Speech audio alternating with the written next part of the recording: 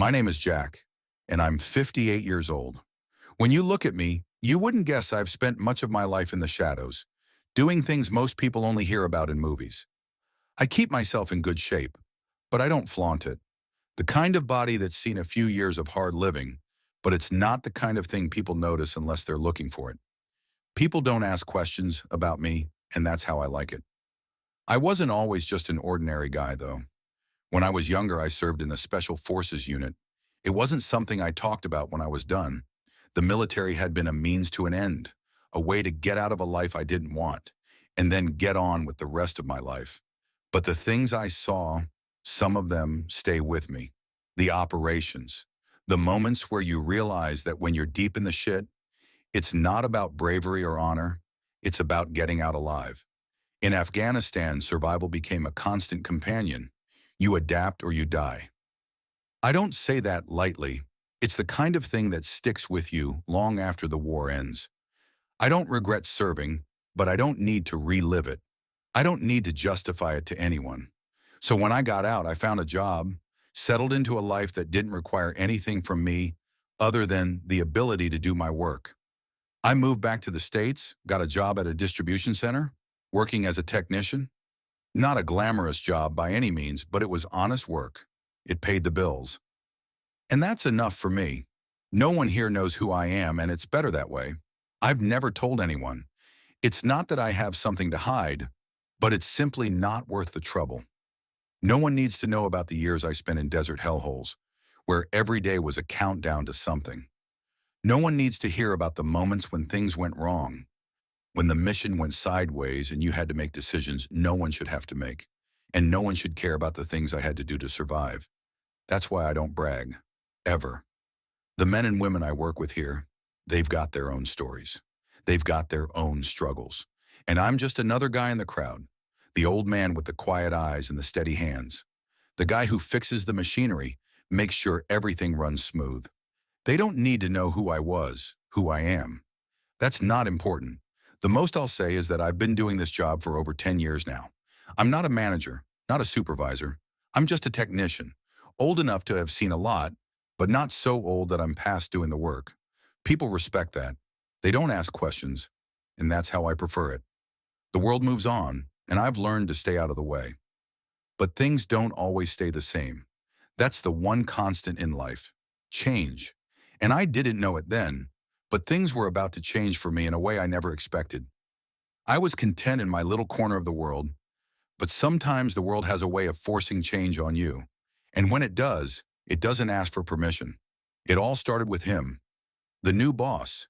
His name was Ryan Carter, a sharp dresser, young enough to still have that overzealous confidence that comes with being in a position of authority for the first time. The kind of guy who talks like he knows everything but hasn't done half of what he thinks he has. He came in with all the enthusiasm of someone who thought they were going to change the world, but he didn't know the first thing about the people he was going to work with and less about how to manage them. Ryan was the kind of guy who walked into a room like he owned it. His smile was always too wide, his handshakes too firm. From the start, you could tell that he was the type who wanted to make a mark. He just graduated from a business school with some shiny degree, and now here he was, running a small distribution center. He must have figured it was his chance to put his stamp on something. The first time I saw him, he was shaking hands with the higher-ups in the office, all smiles, all handshakes. They were trying to make him feel like part of the team, but you could see that he was already trying to distance himself from the rest of us. He wanted to be the guy everyone looked up to, even though he had no real reason to be. It didn't take long for his true nature to surface. At first it was small stuff. He'd walk through the warehouse, nodding at people like he knew them, smiling like we were all supposed to feel privileged he was there. But the cracks started showing quickly. He didn't know what we did, how we did it, or even the logistics of running the place. He'd ask questions and then act like he knew the answers before anyone could give him one. His attitude was one of constant superiority, as if the mere fact that he had a title meant he understood everything better than the rest of us. Then came the part that really started to bother me. He started picking on the older guys, especially the ones who had been around longer than him. I'm not talking about the kind of banter that happens between colleagues. This was different. He'd single us out in front of everyone. "You've been here for 10 years, Jack," he asked me once, in front of a few of the others. His voice was dripping with condescension. "Still turning wrenches, huh? Thought someone your age would be more experienced by now." I just nodded, didn't say anything. It wasn't the first time I'd been belittled in some way, but something about the way he did it, so casual, so dismissive, rubbed me the wrong way. He didn't know a damn thing about me, didn't know anything about my life, my service, or why I'd chosen to work in a place like this. But that didn't stop him from treating me like I was just another cog in the machine. "You might want to think about your future, Jack," he continued, as if I hadn't heard enough. "You're not getting any younger. We need people here who can keep up, not just the ones who can show up every day." The others were watching, waiting for me to snap. It wasn't the first time someone had tried to rattle me. I've learned how to stay calm, keep things under control, but Ryan had that smug look on his face, the kind that said he thought he had me figured out. I didn't say a word. I didn't need to. I just turned and walked back to my station. The others probably expected me to say something back, to show some sign of anger or frustration. But that's not who I am anymore. I wasn't about to let some arrogant young punk bait me into a confrontation. I've dealt with far worse than a guy who thinks he's king of the hill because he wears a suit. But Ryan didn't stop. He kept going. The small jabs became more frequent, more personal. He'd find ways to humiliate me in front of the others, making snide comments about my age, about how long I'd been in the same job, about how I must be comfortable in my little corner of the world. It got to the point where he would do it almost every day, always in front of someone else, always with the same smug expression on his face, as if he was waiting for me to break. He wanted to see me snap. He wanted to feel like he had the upper hand. He didn't know who he was dealing with. He didn't know the first thing about me, but he would learn. I wasn't going to give him the satisfaction of a reaction. I wasn't going to scream or shout or let him see any of the anger he was trying to provoke. He thought he had control, but the thing about control is sometimes the most dangerous people are the ones who never show you they've lost it. I watched and I waited. I didn't need to react. Not yet. I had all the time in the world. The days went by, one after the other, and Ryan's behavior didn't change. It got worse, actually. The more I didn't react, the more he felt entitled to push, to test how far he could go before I finally snapped. He started making a point of speaking over me during meetings, cutting me off, dismissing any suggestions I made. The others saw it, but no one said anything. People like to keep their heads down, especially in a place like this. And who could blame them? Everyone has bills to pay. But that's not how I operate. I've learned the value of silence, the power of observation. Ryan wanted a fight. He thought he could make me angry, expose some weakness. What he didn't know was that silence is a weapon all on its own. Most people can't stand it. They're used to the noise, to the back and forth, to the drama. When you don't give them that, when you're calm and quiet, they start to get uneasy. I wasn't about to play his game. Every time he threw an insult my way, I didn't flinch. I didn't give him the satisfaction of a reaction. I'd just nod, look at him, and go about my business. At first, he looked at me like I was some kind of puzzle he couldn't solve. He'd tried different approaches, sometimes subtle, sometimes more direct. He'd try to make me look bad in front of the team, but I never took the bait. He'd ask questions, expecting me to falter, but I didn't. I gave him what he wanted, but I did it my way, calmly, with precision, and without ever showing the slightest sign of annoyance. It wasn't long before he started to get frustrated. The others could see it too.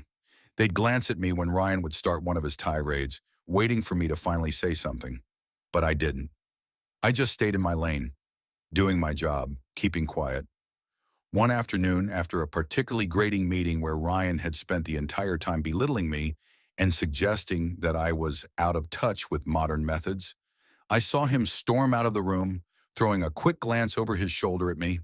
His eyes were narrowed, his lips pressed into a thin line, as if daring me to respond, but I didn't.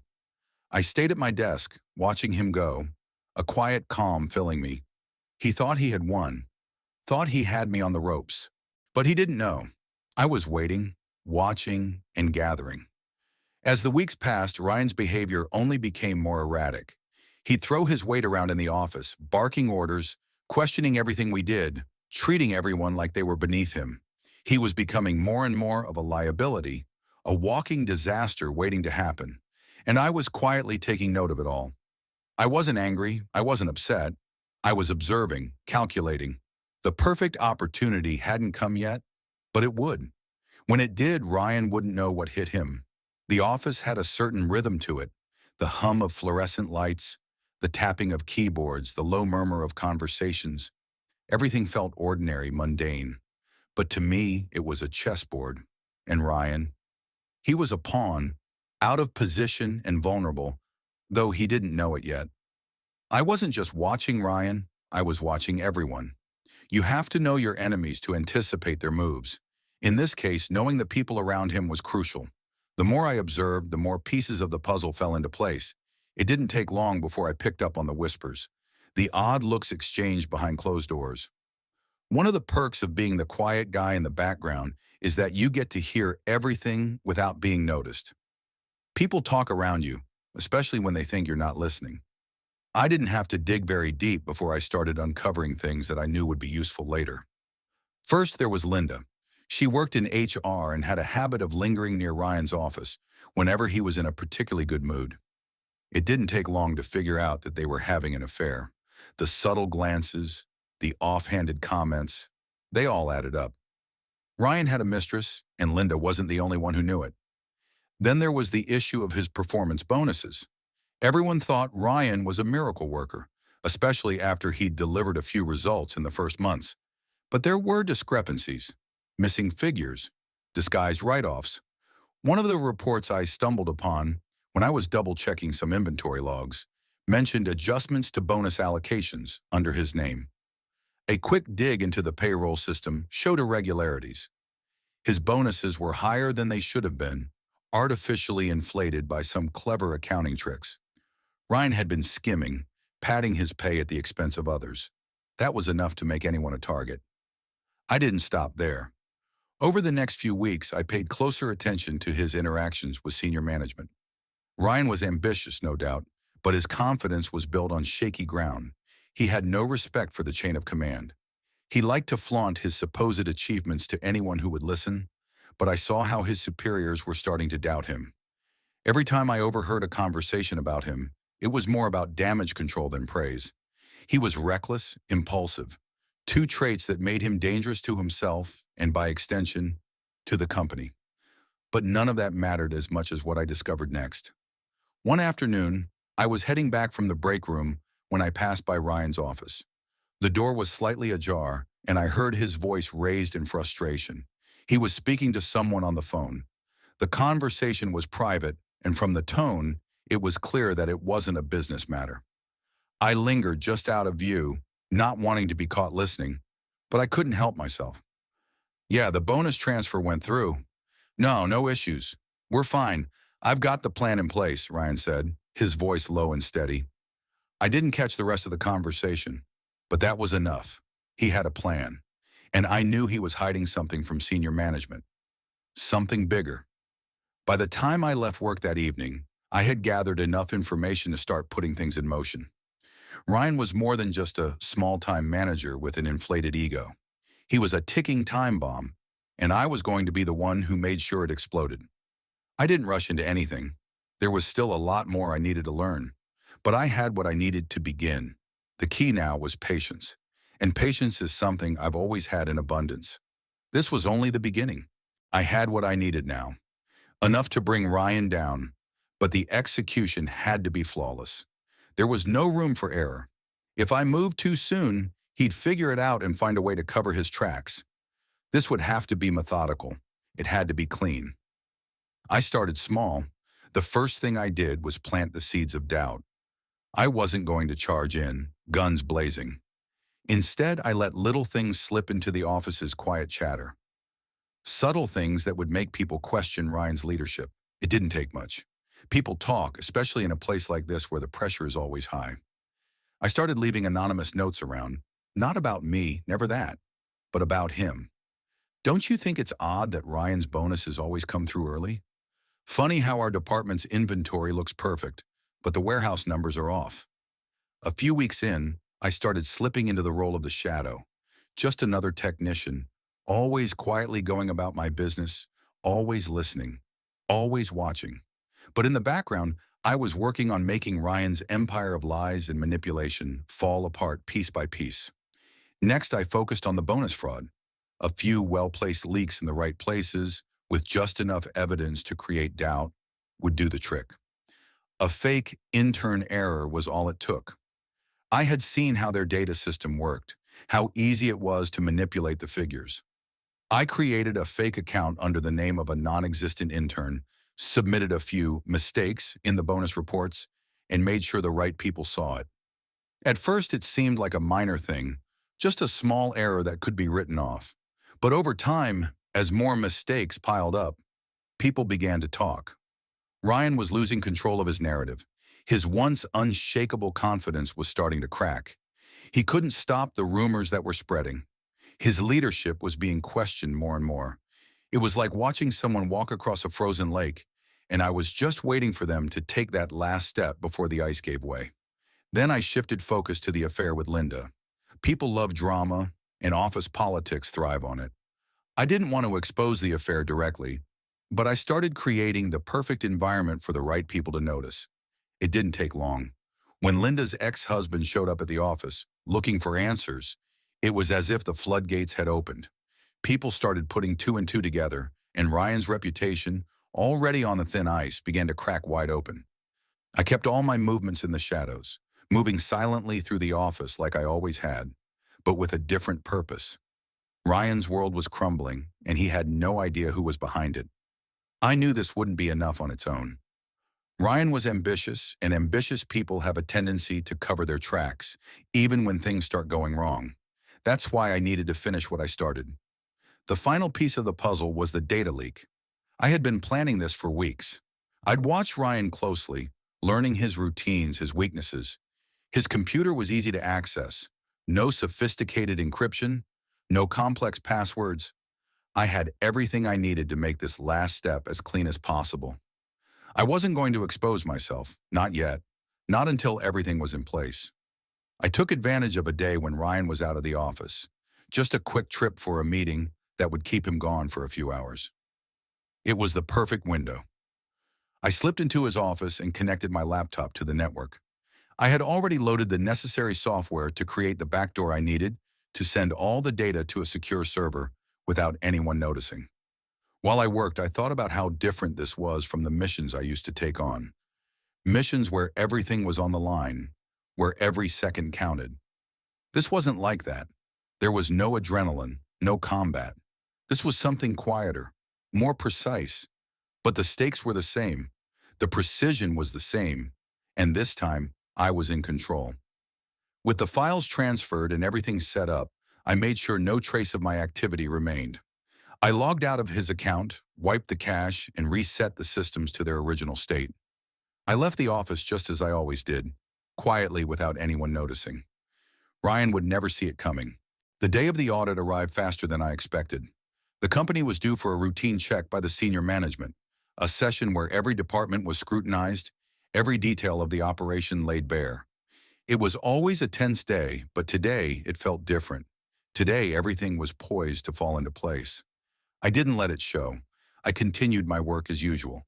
The usual distractions, the low hum of chatter in the background, the occasional tap of keyboards, it all seemed so normal. Ryan was still pacing around, trying to look like the king of his domain, but I could tell his nerves were getting the best of him. The way he kept glancing at the clock, at his phone, at the door, like he was waiting for something to happen. He had no idea that the very thing he feared had already been set in motion. The auditors arrived right on time, and the usual tension filled the air. I kept to the periphery, watching from the shadows as the team made their rounds. Ryan was clearly on edge. He tried to put on a show of confidence, but it was like watching someone trying to hold a glass of water while standing on a tightrope. One misstep, and the whole thing would come crashing down. I took my time, as I always did. There was no rush. The final part of my plan was simple, but precise. I had already uploaded all of the documents, emails, audio files, and evidence I had collected over the past few weeks to a secure server. The evidence was irrefutable. The affair, the bonus fraud, the manipulation, the way he had been falsifying reports to cover up his mistakes, all neatly packaged and ready to go. It wasn't a bombastic gesture. It wasn't a scream in the face of the office. It wasn't even a confrontation. It was cold, efficient, an operation that would rip the rug out from under him, leaving him exposed in front of the senior management. They wouldn't even have time to react before the damage was done. When the auditors started asking Ryan questions, I noticed his composure faltering. His answers became more strained, more defensive. He tried to shift blame, pointing fingers at others. But it was clear the auditors weren't buying it. They had all the documentation they needed. And the senior manager, the one who led the audit, had a look on his face that told me everything. Ryan was sinking, and he didn't even know who was holding the knife. The moment came, the moment I had been waiting for. The senior manager pulled up the first email, an email from Linda, one of the employees involved in Ryan's affair. The evidence was clear. It was all there in black and white. Ryan had tried to cover it up by deleting the email trail, but he hadn't counted on the network backup system I'd been using. Ryan looked at the screen, his face paling as the truth he'd been hiding started to unfold. He opened his mouth to speak, but no words came out. His hands were shaking now. He tried to redirect the conversation, tried to bluster his way through it, but the damage had already been done. The auditors weren't asking him questions anymore. They were reading the files I'd sent them, looking at the data I had made sure to expose. By the time they pulled him into the meeting room for a more private discussion, the damage was irreversible. I wasn't there to witness it. I didn't need to be. I already knew what would happen. His career, his reputation, everything he'd worked for, gone in an instant. The final irony? He didn't even know who had done it. He had no idea who had orchestrated his downfall. I didn't need to confront him. I didn't need to gloat. His humiliation was complete, and it had been delivered with precision, quietly without a single loud word or harsh gesture. The last thing I heard before I left for the day was the sound of Ryan's screams as the senior management team ripped into him. His fragile empire, built on lies and arrogance, crumbled, and I walked away without a second thought. Everything had gone according to plan. The day after the audit was strangely quiet. There was no buzz of excitement, no ripple of gossip. In fact, the office seemed almost subdued, as if everyone was holding their breath. I was still there, still doing the same work I had done the day before that. I was part of the background now, nothing more, nothing less. And that's exactly how I liked it. I knew the storm had hit, but the dust hadn't settled yet. Ryan was gone, fired, humiliated, his career destroyed before he even realized how deep the hole had been dug. The senior management had probably sent him home, a small consolation prize in exchange for all that he had built. The auditor's visit had been the trigger, but it wasn't the cause. The cause was a string of mistakes, lies, and the careful work I had done, every detail methodically placed. It wasn't just revenge, it was precision, clean, silent. A few days passed and no one spoke of Ryan's departure openly. It was one of those things that was never mentioned, as if talking about it would somehow acknowledge the firestorm that had just torn through the office. But I knew the truth, and so did they. People weren't stupid. They'd noticed his absence and they'd noticed the change in the air, a change they couldn't quite put into words. I wasn't going to be a hero. I wasn't going to take a bow. There were no congratulations coming, no pat on the back. I didn't expect any, and to be honest, I didn't want them. I didn't do this for approval. I did it because it was necessary, because I could. The new interim boss came in, another one of those young, overeager managers, just like Ryan, trying to prove himself by cracking down on every little thing. But this one was different. He wasn't as brash, as willing to throw people under the bus for his own gain. Maybe it was the shadow of what had happened hanging over him, or maybe he was just more cautious. Either way, he didn't bother me. I still worked the same way I always had, quietly, efficiently. No one knew my past and they didn't need to. The technicians and security staff at the distribution center had their own rhythm, their own routines. They weren't interested in hearing war stories. and I wasn't interested in telling them. I was where I wanted to be, just another guy on the floor, doing his job without drawing attention. The anonymity was peaceful. And then, just like that, a week later, I was called into the new boss's office. "Jack, can I have a word?" he asked, his voice tentative. I could tell from the way he spoke that he didn't expect me to be surprised. After all, I'd been here for over a decade. It wasn't exactly a shock that he'd want to talk to me at some point, but there was something in the air that felt different. I nodded and followed him into his small office. He closed the door behind me, and we stood there for a moment in awkward silence before he gestured to the chair across from his desk. "I've been reviewing some of the personnel files, and I have to say, I'm impressed," he started, sounding like a man trying to keep the conversation casual. He didn't know how to say what was on his mind, but I knew. "You've been here a long time, Jack. You've got experience. And well, I was thinking there might be a spot for you in management, if you're interested." I let the words hang in the air for a moment, weighing them, considering how to respond. It wasn't a surprise. He had been watching, probably noticed how calm I was during the whole transition. Maybe he thought I was a steady hand, someone who could manage things in the chaos that had followed Ryan's fall. I could have taken the offer. It would have been easy to accept, to climb a rung higher, to put on a suit and tie, and let them think I was one of them. But that wasn't me. I didn't need to prove anything to anyone. Not anymore. I looked at him, keeping my expression neutral. "I'm already in my position," I said, my voice even, as always. "I'm fine here." His face fell slightly, disappointment evident but hidden behind a forced smile. "Well, if you change your mind, let me know. You've got potential, Jack." I nodded once, a brief acknowledgement of his words, but that was all. I wasn't in this for promotion or accolades. I was here for a reason: to work, to do the job, and to leave when I was ready, nothing more. I wasn't a man who needed recognition, not in the way others did. The world could turn without me ever stepping into the spotlight. As I left his office, I caught sight of the new interim boss through the glass window. He had a notepad in front of him, making some notes, probably preparing for the next meeting. The next round of whatever meaningless paperwork was required to keep the wheels of the company turning. I walked back to my station. The hum of the office resumed around me, the usual rhythm of monotonous activity. No one noticed me any more than they had before. The day continued, nothing changed. The clock ticked on.